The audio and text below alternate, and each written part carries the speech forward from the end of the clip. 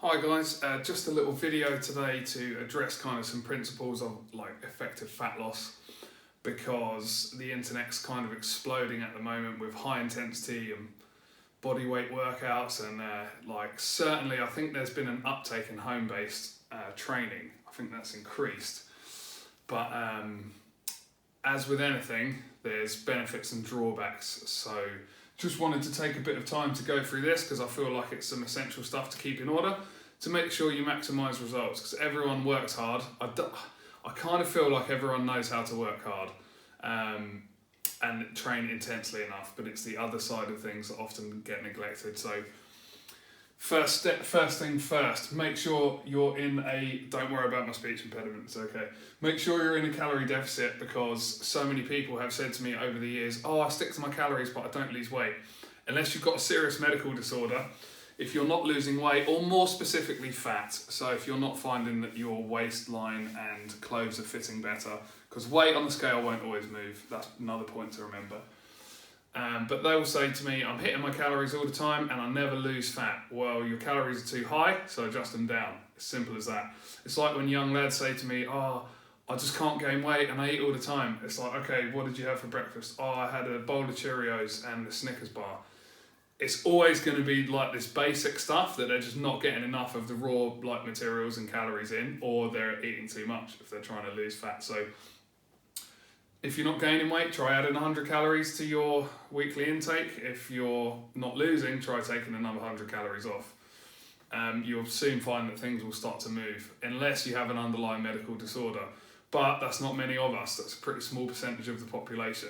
So if we look at economics and statistics, it's much more likely that you're just eating too much. Although, you know, everyone wants to believe there's another reason. I want to believe there's another reason sometimes, but that's mostly what it is. So, step 2. 10,000 steps is the magical number that loads of PTs and stuff are throwing around. 10,000 steps is great, but the only reason it's 10,000 steps is because the original step counters could only count to 10,000. So, kind of came from, I think, Japan or China, where the initial step counts went up to 10,000, so that became the recommended per day. It's going to differ for everyone, and it's going to differ based on what you can fit into your schedule. And I think it can be demotivating sometimes. If somebody can't get 10,000 steps in, they just do like 200. But if you can do 2,000, that's a great start. Or if you can do, I like to give a rule of 8 to 10,000 steps, or 1 hour of activity. So if you're in the garden for an hour, or you're doing housework for an hour, and it's physical and it's decently vigorous, you're probably not going to need 10,000 steps on top if your goal is to lose fat. But if you do that on top, it's going to speed things along. So something that's worth bearing in mind. Get the calories and steps and movement in. There's dietary things that need to go in with this, but I think it's too much for the scope of this video. So if you like this video, let me know and I'll make something more in depth on nutrition. I'm not a nutritionist or a dietitian, but I've picked some things up over the years. So train and recover. This is what's getting left behind in the mode of modern HIIT training. So people are smashing themselves like 6 days a week doing workouts with like 600 burpees and 800 press-ups. Now, it's fun to do those workouts, you sweat, etc., but here's the question you must ask yourself about your training.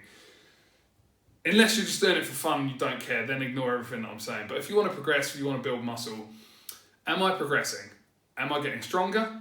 Am I doing things quicker? So I'm doing the same amount of work in less time, a faster 5K or a quicker number of movements in less time? Or am I decreasing my rest? Is my performance increasing in some way? That's a great metric to have, and I'd rather have somebody do 3 sets 3 times a week and progress their metrics than do crazy intense like 10,000 burpee workouts. But anyone can get tired. It's so easy to get tired. Just go and run 70 miles. Everyone will get tired, but how repeatable is that? Can you do that again in a few days? So look at the long term. Don't just look at this week, how much can I smash myself? It's like, how much can I build? A pyramid can only peak as wide as its base is wide. So if you spend time building your base, building strength, your peak is going to be higher when it comes to whatever you choose to do, whether it's to lose more fat, which is the most common goal. The wider your base of strength and muscle tissue is, the easier fat loss is going to be for you. Too many people go the cardio route of trying to lose fat, and every time they want to get lean again, they need more cardio and more restrictive diets.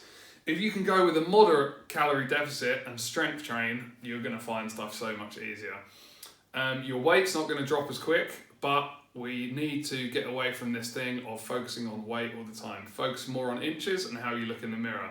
You won't care if you're 90 kilos, but everyone says to you, you look amazing. Simultaneously, you could be 60 kilos and look, I call it looking like a bag of oranges, because I've dieted myself down before doing tons of running, and take my shirt off, my body just looks like a bag of oranges. There's like loose skin. It's just like not pretty. But I got to this magical goal weight that I wanted to get to. So just chuck weight out the window, really. As long as you're not gaining 5 kilos a week, keep an eye on it as a metric. But inches and pictures, like a picture says 1,000 words, as it were. So there are your things to get in order. Make sure you train and you're progressing and you can actually recover. So you're not just smashing yourself and, oh, I'm always really sore, because the goal is not to be sore. The goal is to get stronger and progress. I hope there's a few tidbits of knowledge in there, guys. If you like this video, subscribe and stuff, and I'll make some more. Thank you very much.